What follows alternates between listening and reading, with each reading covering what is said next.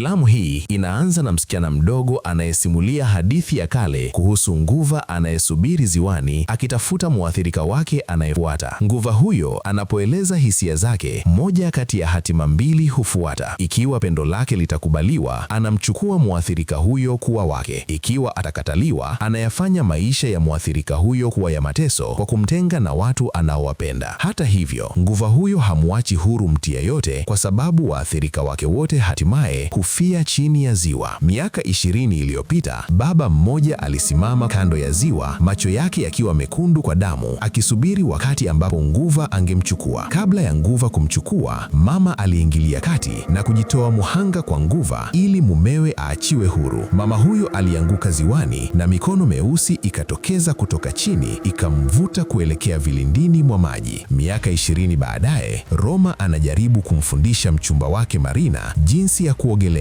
lakini anashindwa kutokana na hofu yake ya maji. Somo lao linakatizika wakati mchezaji mwenzake anapopiga mbizi ya cannonball kwenye bwawa. Baadaye, mchezaji huyo anashirikisha mpango wake wa kumfanyia Roma sherehe ya kuaga bakera kwenye nyumba ya likizo iliyo karibu na ziwa. Wanaume hao wawili wanaamua kushindana kuogelea mizunguko miwili kwenye bwawa, huku Marina akiendelea kufanya mazoezi peke yake. Marina anakaribia kuzama, lakini Roma anafika kwa wakati na kumwokoa. Usiku huo, Marina bado ana hasira na Roma kwa kumwacha karibu azame. Baadaye, yule mchezaji mwenzake anampeleka Roma kwenye nyumba hiyo ya likizo ambayo alipewa kama zawadi na baba yake. Wanapowasili, wanaikuta nyumba hiyo iliyotelekezwa. Baada ya kurudisha umeme, wanagundua kuwa sehemu ya chini ya nyumba, basement, imejaa maji. Roma anamueleza mwenzake kuwa mama yake alizama kwenye ziwa hilo. Kisha anashangaa wakati mwenzake anapoalika wageni wengine, wakiwemo wanenguaji wa kike. Akiwa mchukizwa, Roma anatoka nje, anatembea na kumpigia simu Marina. Wakati Marina anapokuwa na shughuli kiasi cha kutoweza kuzungumza, Roma anakata simu, anavua nguo na kupiga mbizi ziwani ili kutuliza akili. Wakati huo huo, Marina anampunga nywele dada mkubwa wa Roma. Dada huyo anazungumzia jinsi mama yao alivyokuwa akitabiri maisha kwa kutazama vioo viwili vilivyowekwa kuelekeana ili kuona maono ya mme bora, Mr. Right. Kabla Marina hajaondoka, anampa mfuko wa Ziploc nywele zake zilizokatwa, kwani nywele zina nguvu za kishirikina. Anamhakikishia Marina kuwa yeye na mdogo wake Roma watapatana hivi karibuni. Baadaye, Marina anajaribu kufanya tambiko la kioo yeye mwenyewe, lakini haoni kitu. Kisha anaenda jikoni, lakini anakuta mfereji umeharibika.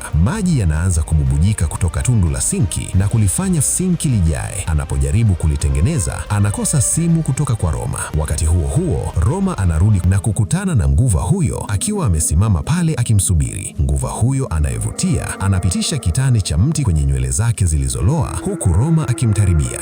Wanapokaribiana, wanabusiana busu lake lenye harufu mbaya. Nguva huyo anamuuliza, "Je, unanipenda?" Wanapotengana, anatabasamu na kuonyesha meno yake. Kunapokucha, marafiki wa Roma wa sherehe ya bakera wanamkuta akiwa hajitambui karibu na ziwa. Anapozinduka, anataja kumwona nguva mrembo, lakini hakuna anayemwamini. Yule mchezaji mwenzake anakusanya vitu vya Roma, nguo na vitu vyake, ikiwa ni pamoja na kitana cha mti cha yule nguva, na kisha wanarejea nyumbani. Asubuhi iliyofuata, Roma anamshtukiza Marina kwa maua mazuri. Baada ya kuyanusa, Marina anakusanya nguo za Roma za usiku uliopita ili azifue, na anakigundua kile kitana cha mti miongoni mwa nguo hizo. Baadaye, Roma anafanya mazoezi kwenye bwawa la mazoezi, lakini anajisikia vibaya na anafanya vibaya. Kocha anamkumbusha kuwa lazima awe katika hali yake bora kwa ajili ya mashindano ya mchujo ya kesho. Baada ya mazoezi, Roma anaoga kwenye bafu la chumba cha kubadilishia nguo, lakini nguva anaingilia kati kwa kusitisha mtiririko wa maji. Anatokea ghafla na kuanza kuvuruga kabati la Roma loka, akilifungua na kulifunga kwa nguvu lenyewe. Usiku huo, Roma amelala kitandani akitetemeka chini ya mablanketi mazito akiwa na homa. Marina anamtayarishia chai ya moto. Roma anahisi mtu akimshika nyayo za miguu yake na anakaa kitandani, lakini hamuoni mtu yoyote. Wakati Marina akiingia chumbani, anamsaidia kunywa chai na kumfunika tena, akihisi joto kali likitoka mwilini mwake. Roma anapolala ananong'ona, "Sikupendi," akirejea swali la nguva. Hata hivyo, Marina anaamini kuwa maneno hayo yameelekezwa kwake. Baadaye, Marina anampigia simu ya video dada mkubwa wa Roma na kumwonyesha kile kitana cha mti alichokipata kwenye nguo za Roma. Baada ya simu katika, dada huyo anatambua kuwa kitana hicho kinaonekana kwenye picha ya zamani ya wazazi wao. Usiku huo, Marina anapata ndoto mbaya ambapo anamuona Nguva akimbembeleza Roma bafuni. Marina anapokaribia kuwakabili, wanatoweka. Anaenda kwenye beseni la kuogea ambapo mkono mmoja unatokeza na kumvuta chini ya maji. Siku iliyofuata, wakati wa mashindano ya mchujo ya Roma, kitu cha ajabu kinatokea. Anatoweka kwenye bwawa na ghafla anajikuta chini ya maji ziwani. Anapoibuka, yule Nguva anayevutia lakini mwenye kutisha anamkalia Roma kifuani, akimuuliza tena ikiwa anampenda huku akimshika uso wake. Roma anajibu hapana. Roma anazinduka huku wafanyakazi wakimfanyia huduma ya kwanza baada ya kukaribia kuzama. Roma anapelekwa hospitali huku Marina na dada mkubwa wakimsubiri azinduke. Mara anapopata fahamu, Roma hatimaye anawaambia ukweli kuhusu yule Nguva. Marina anatoka nje kwa hasira baada ya kujua kuwa Roma alimbusu mwanamke mwingine. Licha ya udhaifu wake, Roma anamfukuza Marina hospitalini hapo. Anaingia kwenye chumba kimoja na kuona kivuli cha Marina nyuma ya pazia. Anapolivuta pazia pembeni, hakuna mtu. Sakafu inaanza kuwa na maji na ghafla Marina anatokea karibu na sinki. Lakini Roma anapogeuka, Marina wa kweli anakuwa amesimama mlangoni. Mlango unajifunga kwa nguvu na kumfungia Roma ndani na yule Nguva ambaye anamshambulia. Marina, dada mkubwa na yule mchezaji mwenzao wanauvunja mlango na kumkuta Roma akiwa hajitambui amenasa kwenye pazia. Wanampeleka nyumbani wakijua si salama kumwacha peke yake. Kabla ya kurudi nyumbani, wanamtembelea baba yake Roma ambaye anashughulika kuchora picha za yule Nguva bila kuacha. Dada mkubwa anamkabili kuhusu Nguva huyo anayemtesa Roma na kusababisha kifo cha mama yao. Marina anamuonyesha kile kitana cha mti, lakini baba huyo wanawapuuza na anaomba aachwe peke yake. Ghafla, Roma anatokea mbele ya baba yake ambaye anapata hofu na kumwonya asizungumze kamwe na yule Nguva. Baba anakiri kuwa alikutana naye miaka mingi iliyopita na tangu wakati huo ameharibu maisha yake. Mama aligundua njia ya kumzuia lakini ilishindikana na badala yake akajitoa mhanga. Nguva huyo aliendelea kumtesa baba kila mahali alipoenda. Waligundua kuwa mama alipata kitu fulani chini ya ziwa. Kwa ujasiri, Marina anachukua kile kitana cha mti na kuwaongoza wote kurudi kwenye nyumba ya likizo. Wanapowasili, dada mkubwa anakumbuka maisha yao ya utotoni hapo. Yule mchezaji mwenza anachukua miwani yake ya kuogelea na kumfariji Marina kuhusu lile busu la Roma. Siku iliyofuata,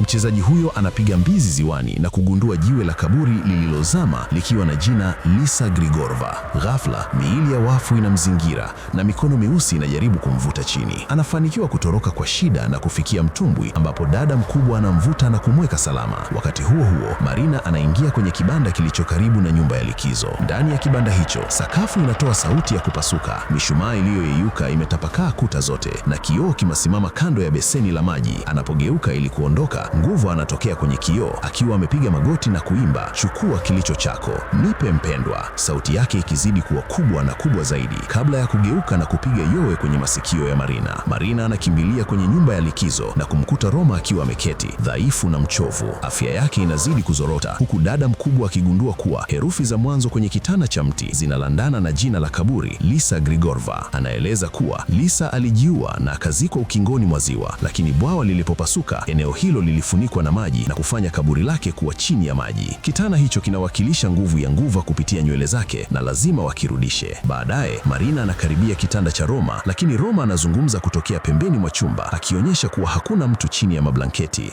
Ghafla, blanketi hilo linamshambulia Marina kwa kumzunguka, lakini wengine wanamsaidia. Usiku huo, Marina anafanya tambiko la kioo la mama, akiwasha mishumaa na kumuita Lisa Grigorova huku akiwa ameshika kile kitana. Nje, Nguva anamshawishi yule mchezaji mwenza ambaye anajibu ndiyo anapoulizwa ikiwa anampenda. Ndani, Roma anapagawa na kumshambulia dada yake, lakini anaacha mara tu Marina anapoweka kitana kwenye beseni. Nguva anatokea kwenye kioo na kumzamisha Marina kwenye maono, akifunua maisha yake ya zamani ya kusikitisha. Lisa alimuua mchumba wake aliyemsaliti na bibi harusi wake kabla ya kujiua. Roma anaingia kwa nguvu kwenye kibanda na kuona sura nyingi za Marina zikiuliza, "Je, unanipenda?" Anamchagua Marina wa kweli na kutangaza pendo lake. Nguva anapiga yowe huku jiwe la kaburi likipasuka. Wanapojaribu kutoroka, mchezaji mwenza anahadaika na kuingia kwenye sehemu ya chini ya nyumba iliyojaa maji na kuzama. Walionusurika wanatoroka kwa gari, lakini linazimika. Maji yanajaa ndani ya gari. Roma anavunja dirisha na kujitoa mhanga kwa Nguva. Dada mkubwa anajaribu kumtoa Marina badala yake, lakini baba anajitoa mhanga mwenyewe. Marina na dada huyo wanakata nywele za Nguva, jambo ambalo linamdhoofisha, lakini bado anamchukua baba na kumuua dada mkubwa. Katika tukio la mwisho, Marina anatambua njia ya kweli ya kumuua Nguva. Yeye na Roma wanakata nywele za Nguva pamoja. Nguva anapiga yowe huku mikono meusi ikimvuta chini ya maji na kumtokemeza. Roma na Marina wanapona. kupona, hatimaye wakiwa huru tokana na laana hiyo. Hii ni moja ya filamu inayovutia sana. Usisahau kufuatilia chaneli yetu ya Apple Swahili Movies kwa kubonyeza alama ya kengele ili kupata miendelezo ya movie zetu. Tukutane tena wakati mwingine.